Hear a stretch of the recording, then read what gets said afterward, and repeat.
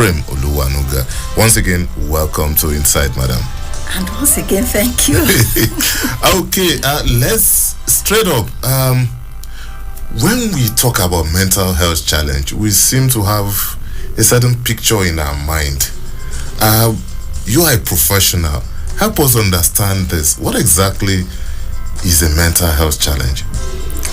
Right. So we'll say that maybe we should first of all say what mental health is, and then outside of that, we will know that there is a challenge. When a person is in a state of good mental health, that person is not only free of disease, but the person is able to, by their thinking, their feelings, their emotions, their relationships, be in control and be capable of actualizing their life potentials. So it's not just the absence of illness. Therefore, when we find that in any of these areas we're talking about, whether it's the way people think, the way they perceive things, the way they relate to other people, the way they handle challenges of life, the way they cope with day-to-day stresses, if something is not quite right about any of those domains of functioning, then we can rightly say that there is a mental health challenge. Okay, still on that, what are those little behaviors or maybe habits that could threaten the mental health of anyone? Let's start with one of the most basic ones, sleep. Sleep is very important to the brain and the body because sleep is restorative. Now, lack of sleep is threatening to the mental health because if a person doesn't sleep well, they are likely to be short-tempered, they are likely to be lacking in focus and concentration. And sometimes this even leads to other problems. Some people then say, oh, I can't sleep well. They start taking medication for sleep, self-prescribed, which could lead them to addiction. Some will drink excessively. Some will start drinking at night and say they're drinking because if they don't have a drink at night, they won't sleep. So sometimes these things can be stepwise. The other thing is, one other thing that is good for our mental health is to be in a good state of physical health.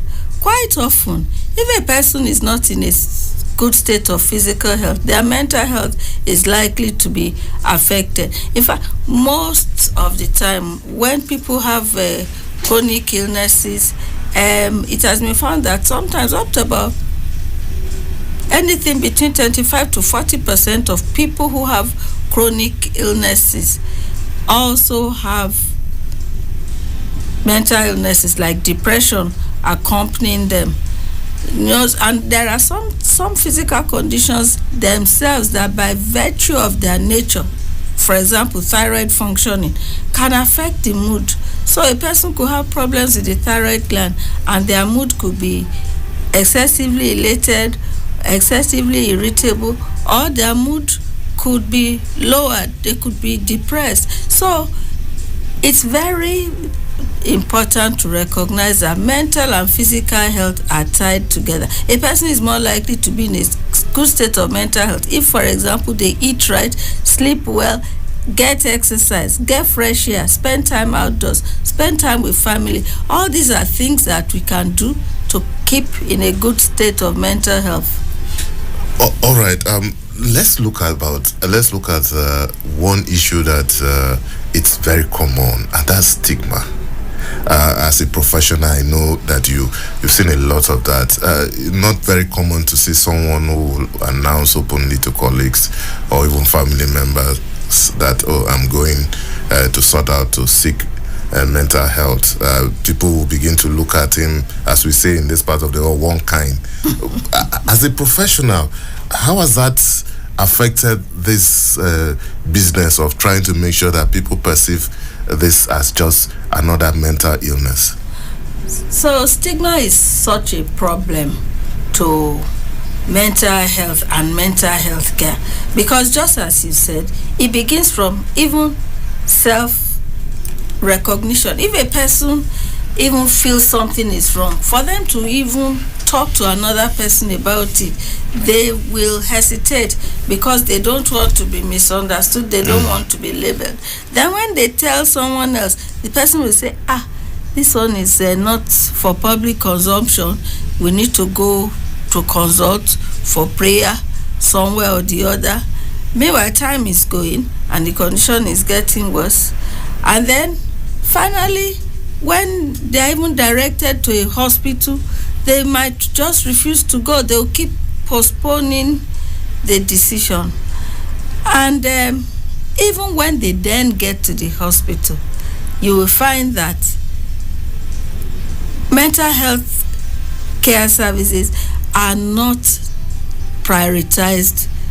They haven't been prioritized for a long time by our society. It is only recently, for example, it was just in 2022 that we finally had a new mental health care act passed, which provides for care for those with mental health conditions. But you know what, even that act now is not yet being implemented. Resources have not been deployed. If you find out what percentage of the health budget goes to mental health, you'll find that it has been just hovering around 3%. That's not good enough, because we cannot devote 3% to it's mental. It's not mental illness. It's not one illness. It's several. So it affects a lot of people to different degrees. So we need to have more resources, and stigma prevents deployment of resources, and so on and so forth. So stigma is one of the worst enemies of good mental health and good mental health care provision. And we are looking forward to having better approach when this Mental Health Act is implemented. The thing is this: laws cannot eradicate stigma, but laws can protect people from discrimination, which is what stigma sometimes results into. People should not be discriminated against because of the state of their mental health, and good laws prevent that. Okay, while we're still talking about laws, good laws and everything, what about family? What about religion? What about tradition? These are fundamentals that keep feeding this stigma. You are very right. Would you believe that when we carried out a study about people's perception of mental illness, the relatives of people who had mental illnesses had a poorer perception? What does that mean? People outside the family even hold out hope for the person, but the families are the ones that even think there's no hope. So you can see how even at home, stigma begins from home. You will hardly find a family that will have somebody that has a mental illness who will be very willing to introduce them to outsiders. They will sometimes exclude them from family participation and decision making, which is unfair. Do you understand? So these things happen, you are very right, within the family. Of course, within society, the same thing happens. You say, oh no, I can't let this person rent my house. Oh no, I can't let this person marry my child, and so on and so forth. That stigma is there, and at work. So it's so pervasive, from the family to the community to, so we all have something, we all have a role to play in preventing stigma.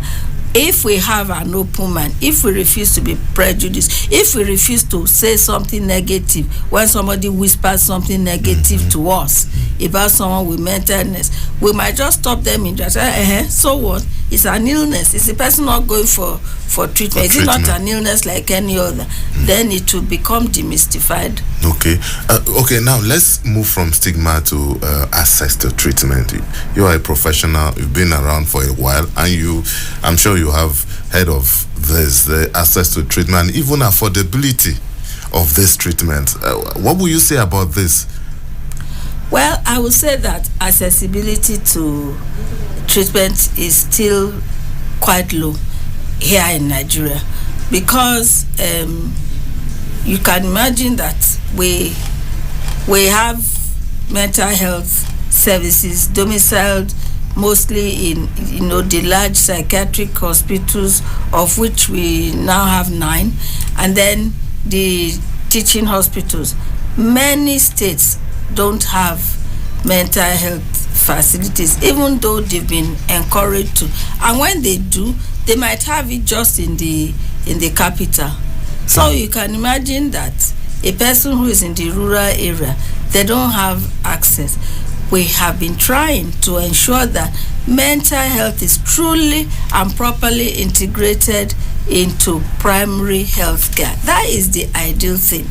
And WHO has recommended the Federal Ministry of Health has tried to implement it. But the problem is that between the federal and the local government is always the state. Mm-hmm. And so that's where the bottleneck is. The problem with healthcare services in Nigeria is at the state level. The states need to pay more attention to health issues, mental health issues. The states need to do more. But there's a National Council of Health, and they take decisions together. Mm-hmm. They adopt policies together. But the states then go home and they most often sleep on it.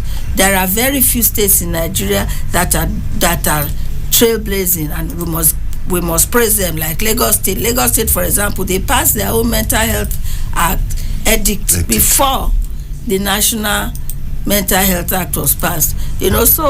But a tree does not make a forest. All the states need to wake up. All the local governments need to wake up to make sure that mental health care is available at primary health care level. It is doable. There are training manuals. You don't even need to always have a doctor there. Nurses, providers of primary health care, even community health officers, community health extension workers, there are manuals, there are basic things that they can teach, that they can recognize and refer to ensure that mental health care gets to the grassroots. Oh, well, if you're just joining us, this is Insight on Citizen FM 93.7, and we are discussing mental health and mental health challenge. My guest is Dr. Olushola Ephraim Oluwanuga. She is a psychiatrist and certified addiction professional.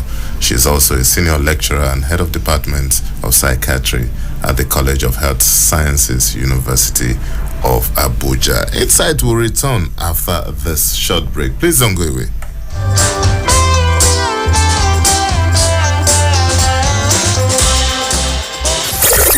Abuja. Wake up. Reach out. Speak up. Speak out. You are the voice of a new generation. And this is your station. Talk Radio 93.7 Citizen FM.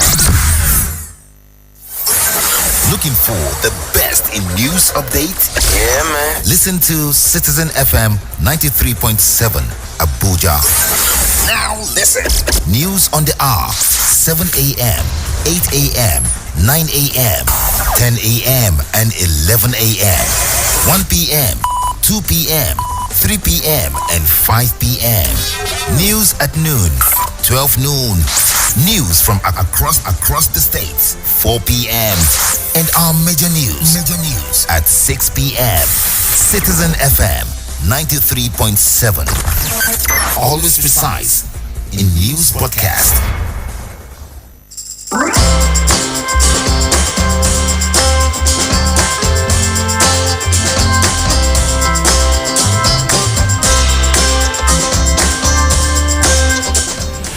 Thank you for staying tuned. It's still Insights on Citizen FM 93.7. My name is Lawrence Omoete, and my guest is Dr. Olushola Ephraim Oluwanuga, a psychiatrist and certified addiction professional. The phone lines are open now. You can call us if you want to talk to our guest, or if you want an opinion, you can also call us. The numbers are 0903 22 29797.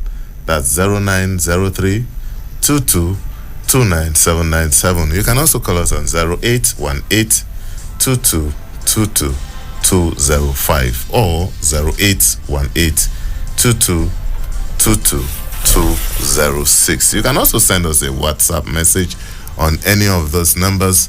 Just let us know where you are writing in from, and we will respond to you. So that's how it's going to be for now. Okay, Doctor, let's look at the last year. I think the latest, the data I have has not been updated since last year. But as at last year, I understand that we have a paltry 300 psychiatrists in the country. And this is to take care of over 200 million Nigerians. Is this the accurate situation today?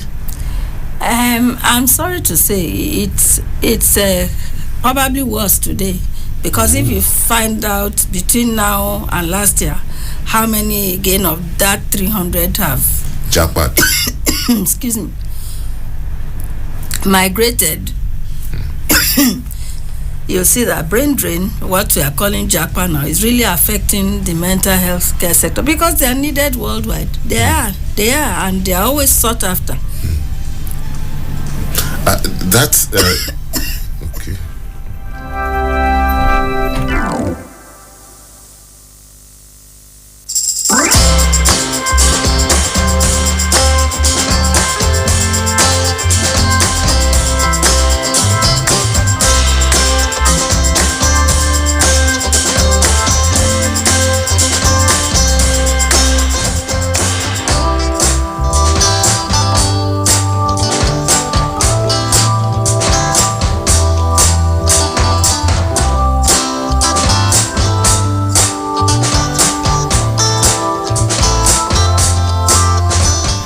Thank you for staying tuned.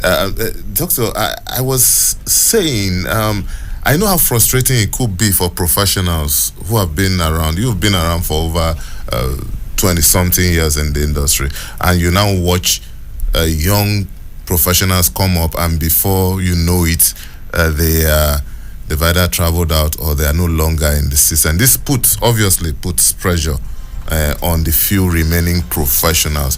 What will be the comfortable data numbers that we need from professionals to even see that we even scratch the issue from the beginning?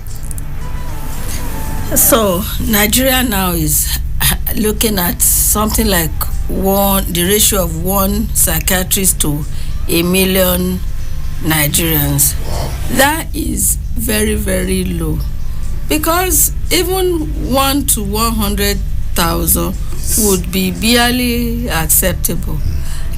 Therefore, it's very, and you see, mental health is one aspect of health that is multidisciplinary in approach. Just as you have the psychiatrists, you have the psychologists, you have the psychiatric nurses, you have psychiatric social workers, you have occupational therapists. All of these categories of healthcare professionals are living in droves, and we are hardly reproducing. Even the ones we produce, they just want to get their certification, because our certificates are well recognized abroad. They know the rigors of our training. So that's why they're very happy to employ Nigerians, over there. So it's something that requires a strategy, and I think unfortunately it's part of the national route, because if we're to be truthful, aren't there professionals living in other almost everybody now, they all want to go. Our young people think that going abroad is their salvation. We need a national rebirth for us to know that our country can be as good as those countries we are going to, if only we would all play our part from the very top to the very bottom, because I'm not one of those who believe in blaming everything on government. If you go to your mechanic today, you could be cheated. If you go and buy garri in the market, you should be cheated. Those are not government officials. Those are Nigerians, fellow Nigerians like us. We all need to make our country better. But government should please do something about the way the healthcare professionals are living. It is a national calamity, and it needs to be addressed. Okay, while we're talking about that, let's also look at those who already are battling with the challenge in mental illness. What kind of support are currently available to them? Well, I'm sorry to say that, well, maybe I should start from the good side. One thing that gladdens our hearts is the kind of thing that you are doing in the media, shining the spotlight on mental health care, demystifying it, bringing it to the front burner. All those things are good because they encourage support. So one area of support that we find nowadays is, at least there are quite a few non-governmental organizations now that are working in the area of mental health care, and they try to support people in various ways. But what about government social support is lacking? If you find out now, we've been hearing palliatives are being given and so on. Did we hear that even if it's 0.1% was dedicated for mentally challenged? No, it won't just be on the list. Yeah, poverty is multidimensional. You need to be in a good state of mental health to be at your best economically. In fact, it's even a trigger. Yes. So that support, government needs to provide the support. Government can't do everything. Families too should provide support. Support is multi-level and is multifactorial, but there is such a thing as a social safety net, and it is the responsibility of governments to provide it, and it is the right of citizens to enjoy that. So that is why we should please look into that Mental Health Act, so that those things that need to be provided to support people with mental health conditions will be put in place. Okay, thank God you brought the issue of this mental health act, but some people have argued that, we have an act now, but is it enforceable? What about the human rights of the patients with mental health? How enforceable is this? And what is our mental health governance policy, as in forgetting about just enacting the act? And as a professional, putting all this together, since we are moving towards the end of the program, what is the way to go? I think that the way to go is, first of all, adequate dialogue. I am not even sure of the extent to which all the organs that are expected to implement the Mental Health Act are informed about those things. You see, because Mental Health Act is not something that's going to be rolled out in the hospitals. No. You have to look at housing, you have to look at finance, you have to look at all sorts of, it's multidimensional. So the legal system itself, there are so many roles that government agencies, the legal, for even police, they need to understand what is going on so that they can give help to mental health. They are doing their best. We've been having some meetings, and police, they always send people to attend the meetings. But even then, sometimes you wonder, two of them, and you find that they are not usually at the very top level. They're usually middle level officers. Are those people the kind of people that can go to their chiefs and get things done? We need to have top level summit where it will be a national priority. It should be because mental health is fundamental to the productivity, to this peace, and even security. Now we're talking about security. There's a lot of drugs involved in this insecurity problem. That's mental health. So we can't just afford for our youth to be growing up without hope, without direction, without social safety nets, and then we say that we will enjoy peace and security in the land. It's not possible. So we have to decide as a nation to make it a priority. That political will must be there. And seek ye first that political will, and every other thing shall be added onto the implementation process. That's what I think. Well, I think this is a good place to stop this program. Thank you so much, Dr. Olushola Ephraim Oluwanuga, for your interventions on this program. It was really, really very enlightening. And one of these days also we may have cause to approach you again. Thank you so much, Doctor. Thank you for having me. Thank you. All right. So that's our package on Insight today. My guest has been Dr. Olushola Ephraim Oluwanuga, a psychiatrist and certified addiction professional. And she's also a senior lecturer and head of Department of Psychiatry at the College of Health Sciences, University of Abuja. And Insight will return on Monday with another edition. Back to the Supreme Court now for the judgment of the presidential election currently going on. Required by law. Probably I may add that a court must give the constitution or a statute a purposeful and people-oriented interpretation.